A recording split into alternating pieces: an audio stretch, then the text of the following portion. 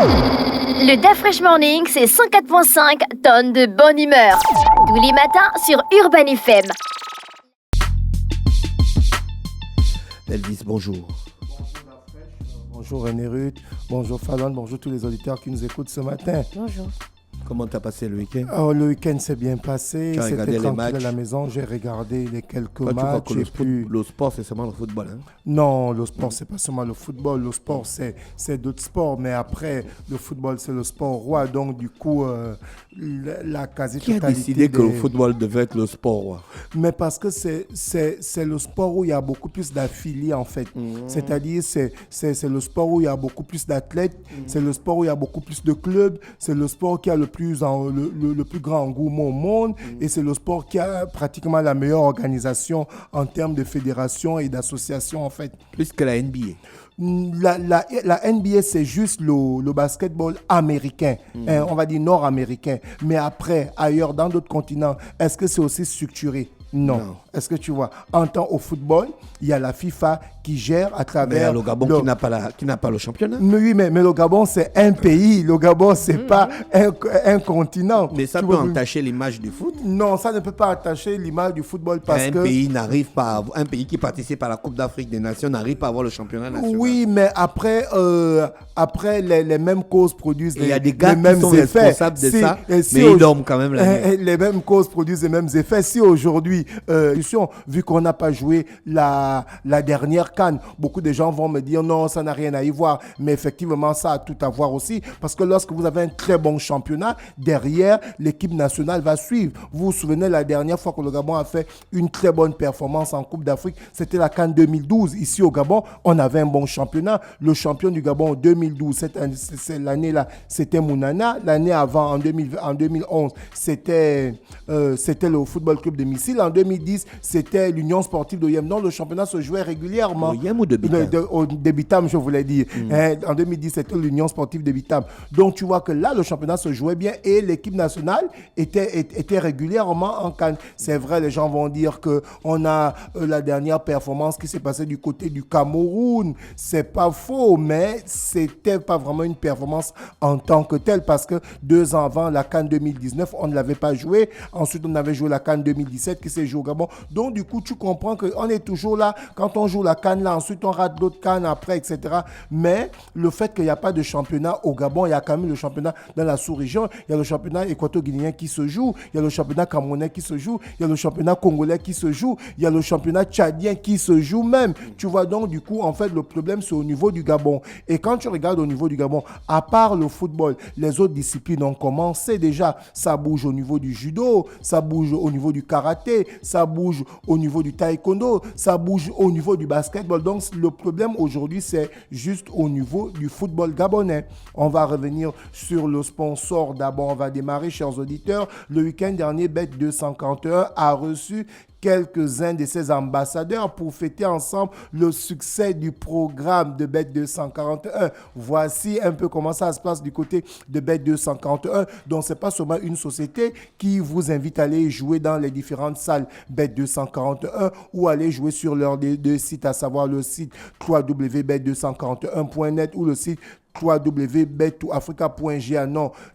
Bet241, c'est aussi évidemment ses différents affiliés, ses abonnés. Donc, comme je disais tantôt, le week-end dernier, Bet241 a reçu quelques-uns de ses ambassadeurs pour fêter ensemble le succès de ce programme. Ça a été aussi un moment de partage et de gratuité envers ses ambassadeurs. J'ai pu effectuer le déplacement avec RR. On était du côté d'Akana. On ne va pas citer le coin. Ça s'est très bien passé. Donc, René Rich était là-bas. Oui, on était. Quand je t'ai demandé comment tu as passé le week-end, tu m'as dit ça. Mais elle a bien passé le week-end. Est-ce qu'elle était obligée? Judas n'est jamais loin de toi, Judas. Quoi, le gratuit, vous voulez qu'on t'appelle? Non. Judas n'est jamais loin Mais de non, toi. mais j'attendais qu'elle vit, ça arrive. Non, tu pouvais dire que tu es parti là-bas. Non. On peut pas tout dire. On va pas aussi dire merci. Ouais, donc ça s'est bien passé du côté de Akanda. Donc vous avez, comme je le disais tantôt, d'ailleurs certains ont pu ouvrir certains business grâce à ce programme. Donc avec ce programme des ambassadeurs, certains ont pu ouvrir certains business. Et évidemment, le samedi, lors de cette belle rencontre, il y a d'autres qui ont pu avoir quelques cadeaux. Donc voici un peu ce qui s'est passé ce samedi du côté d'Akanda avec Bet 241. On va rentrer dans le sport d'Afrique. On va parler de la BL, la basket africaine League. Ah bon, qu'on peut dire, c'est une sorte de Ligue des champions. On avait eu la conférence du Sahara, la conférence Nil et l'autre conférence qui s'est jouée. Et on a pu voir 8 clubs qui se sont qualifiés pour les playoffs du côté du Rwanda au Kigali. Donc il y a, dans un premier temps, il y a eu les matchs de classement parce qu'il fallait déterminer au sortir de cette conférence parce qu'il y a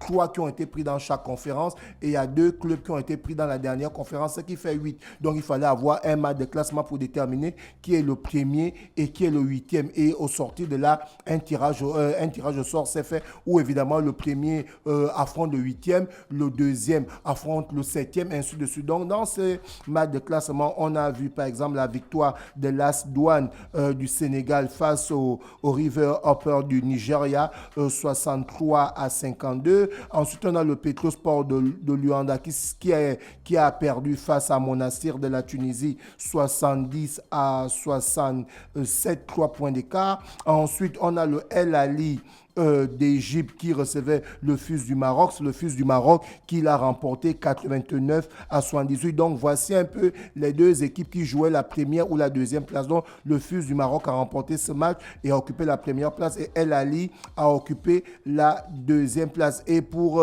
la 7e et la 8e place, on avait El Ali de Libye qui était opposé face au Captain Tiger. Et bien, c'est El Ali de la Libye qui s'est imposé 87-76. Ensuite, maintenant, c'était la journée du vendredi, la journée du vendredi et la journée du samedi. Les quarts de finale ont bel et bien démarré. Et parmi ces quarts de finale, on a eu le premier choc qui opposait le El Ali d'Égypte face à le El Ali de la Libye. Donc, pour la petite histoire, ces deux équipes se sont retrouvées à la conférence du Nord qui est organisée du côté de l'Égypte, où le El Ali d'Égypte a battu le El Ali de la Libye en aller et retour. Maintenant, ces deux équipes se sont retrouvées en quart de finale. Et la grande surprise, c'est la victoire de El Ali de la Libye qui a éliminé le El Ali d'Égypte, qui est le tenant du titre. Est-ce que tu comprends? Donc, le tenant du titre est sorti déjà en quart de finale. Ensuite, on a l'autre rencontre qui opposait... C'est les choses de la Côte d'Ivoire. C'est les choses de la Côte d'Ivoire. Il passe difficilement. Après, ils vont remporter la compétition. Et on a pu aussi voir la même chose. C'est vraiment du basketball. C'est-à-dire que les équipes ont travaillé. Les Captain Tigers qui ont été dominés en aller et retour face aux FUS du Maroc, et bien eux, ils ont créé la surprise en allant arracher cette quart de finale, évidemment, dans les prolongations. Donc, les Captain Tigers, pour la première fois, ils sont qualifiés en match élimination directe. Ils étaient déjà en 2023 du côté de Kigali. Ils étaient sortis en quart de finale. En 2022, ils étaient déjà du côté de Kigali aussi. Ils étaient sortis en quart de finale. Et là, boum, cette fois-ci, les basketteurs de l'Afrique du Sud, pour parler de ceux de Cape Town, ont arraché la qualification en battant, en éliminant le grand favori, le FUS du Maroc, 91-88. Donc, tu comprends que ça s'est joué à 3 points d'écart. Alors, on continue tout dans les quarts de finale qui vont se jouer aujourd'hui. On a les River Hopper du Niger qui seront opposés à Monastir, le vainqueur 2022.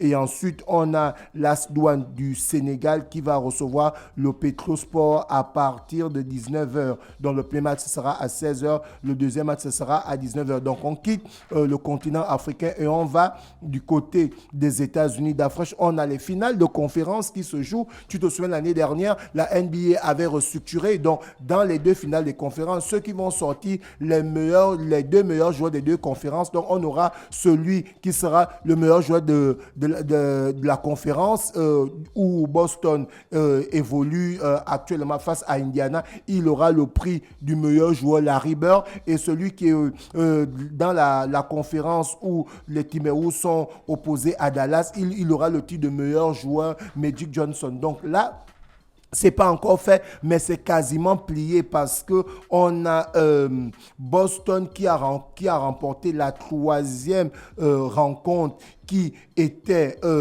un match vraiment difficile parce que quand vous regardez le nombre de points, c'était vraiment un match prolifique parce que les Celtics de Boston s'imposent 114 à 111, juste 3 points d'écart, et les Celtics de Boston mènent 3 victoires à 0. Dans le prochain match, si les Celtics de Boston gagnent, eh bien, les 3 autres matchs, on ne les joue plus parce qu'ils auront gagné 4 victoires sur 3. Et c'est la même chose qui se passe du côté des Mavericks de Dallas qui ont remporté aussi ce match. C'était pratiquement aussi difficile. Donc, Dallas qui s'impose 116 à 107. Évidemment, Dallas mène 3 victoires à 0. Donc là, on est en train d'aller vers une finale qui va opposer les Celtics de Boston face à Dallas. Je rappelle que la dernière fois que Boston a remporté le titre NBA, c'était en 2008 avec des joueurs comme Kevin Garnett, on avait Ray Allen et on avait Paul Pierce. Et la dernière fois que Dallas a remporté le titre, c'était en 2011. On se souvient avec Jason Kidd, il y avait le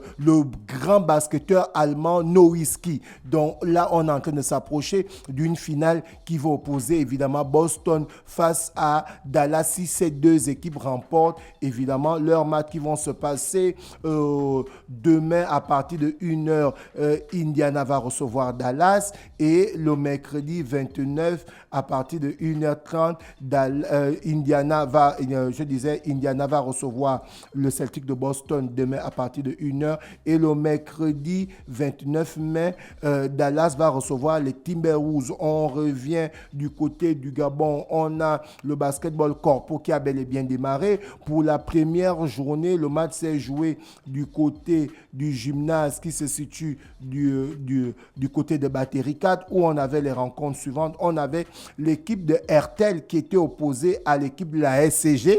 Et bien, d'après, évidemment, la SCG est une équipe de basketball. Les gens vont me dire, est-ce que c'est Ndela? Non, ce n'est plus, c'est pas Ndela. Là, c'est l'équipe de la SCG. On parle évidemment des corpos basketball. Et ce tournoi est organisé par l'association Relais. Donc, on avait RTL qui était opposé face à la SCG. Et bien, c'est la SCG qui a remporté cette rencontre 51-38, 13 points d'écart. Et le MVP du match, c'est Abesolo Award qui a terminé avec 14 points, 4 rebonds. Évidemment, dans l'autre rencontre, on avait l'équipe du Trésor qui était opposée à l'équipe de la direction générale de la documentation et de l'immigration d'Afrique. Donc, tu comprends que dans cette direction, évidemment, on fait aussi du sport. Le Trésor, ce n'est pas que de l'argent. La documentation, ce n'est pas aussi ce que vous connaissez là. Donc, là-bas, il y a aussi des équipes corpo qui arrivent à participer à ces différentes compétitions. Donc, on avait l'équipe du Trésor qui était opposée à la DGDI, évidemment. C'est la DGDI qui a créé la surprise en remportant cette rencontre d'un point d'écart, 47 à 46. Et le MVP du match, c'est Nzi Ariel qui a terminé avec 16 points et évidemment 9 rebonds. On espère que ce championnat corpo va bel et bien continuer et va permettre à ces équipes de ces entreprises de continuer à aligner des performances. On va aller du côté du football d'Afrique. Le match va se jouer le 7 juin du côté du stade Amadou Gon Koulibaly du côté de Korogo. Donc les Panthères du Gabon vont se déplacer pour la 3e journée des éliminatoires de la Coupe du Monde 2026. Je rappelle que dans ce groupe, la Côte d'Ivoire a 2 victoires, le Gabon a 2 victoires, mais la Côte d'Ivoire a un meilleur goal à virage. Le match va se passer à 19h et on a dit ceci, pour que le Gabon puisse être qualifié pour la Coupe du Monde, qu'est-ce qu'il faut faire? Il faudrait qu'on aille faire un résultat positif à l'extérieur, c'est-à-dire victoire ou match nul et on remporte tous nos matchs. Donc le match va se jouer le 7 juin du côté de Korogo en Côte d'Ivoire où on sera opposé aux champions d'Afrique, aux éléphants de Côte d'Ivoire qui ont 3 CAN. Nous, on n'a jamais remporté de CAN. On n'est même jamais arrivé en demi-finale. Donc on doit aller créer la surprise. Et on n'est jamais arrivé en demi-finale. On n'est jamais arrivé en demi-finale. Si. La dernière CAN, non, quand Bobenza n'était pas en jeu. Non, c'était le 8e de finale. C'était le 8e de finale d'Afrique. C'était le 8e de finale. On n'est jamais arrivé en demi-finale. Noah Lemina, qu'est-ce qu'il a? Il est forfait. Il est forfait parce qu'il a une blessure. En fait, il y a une série de joueurs qui, à l'issue de la dernière journée, qui sont forfaits. À peine on l'a appelé, il est forfait. Oui, ça arrive.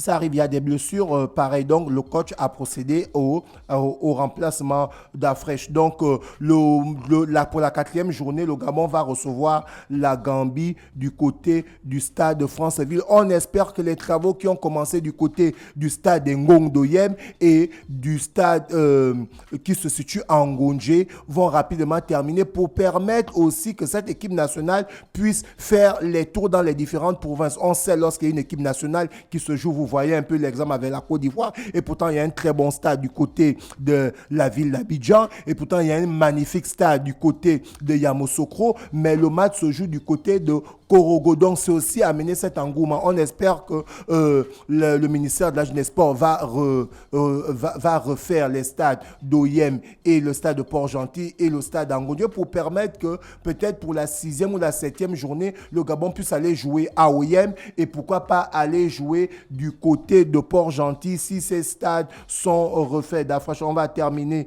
cette rubrique de sport pour parler de ton type Javi Alonso qui a remporté la Coupe d'Allemagne en s'imposant 1-0 face à Kalzer, évidemment. Donc, Xavi Alonso qui fait une magnifique saison avec son club. Il a remporté le championnat d'Allemagne, il a remporté la Coupe d'Allemagne, il a eu le record 51 matchs sans défaite et il était finaliste de l'Europa League. Donc, je pense vivement que c'est Atalanta qui parle le bat. Et c'est Atalanta qui parle le bat. Évidemment, ils ont trouvé John Bridon. On espère que lors des récompenses UEFA, celui-ci sera élu meilleur coach de l'année parce qu'il a remporté le championnat sans aucune défaite et il a fait 51 matchs sans défaite et c'est un record du côté de l'Europe. On va revenir chez le sponsor, chers auditeurs. Le week-end dernier, Bet241 a reçu quelques-uns de nos ambassadeurs du côté d'Akanda. C'était un succès, c'est un succès parce qu'évidemment ce programme-là permet à nos ambassadeurs de pouvoir évidemment créer leur petit business et cela s'est passé dans la gratuité évidemment et nos ambassadeurs, les ambassadeurs Bet241 ont pu évidemment avoir les différents cadeaux. Donc c'est aussi ça Bet241, savoir gérer, savoir impulser une bonne politique de management avec tous ses abonnés et ses partenaires. Merci Elvis avec nous ce matin sur les 104.5 Urban FM. La station urbaine, c'était le sport avec Bet241.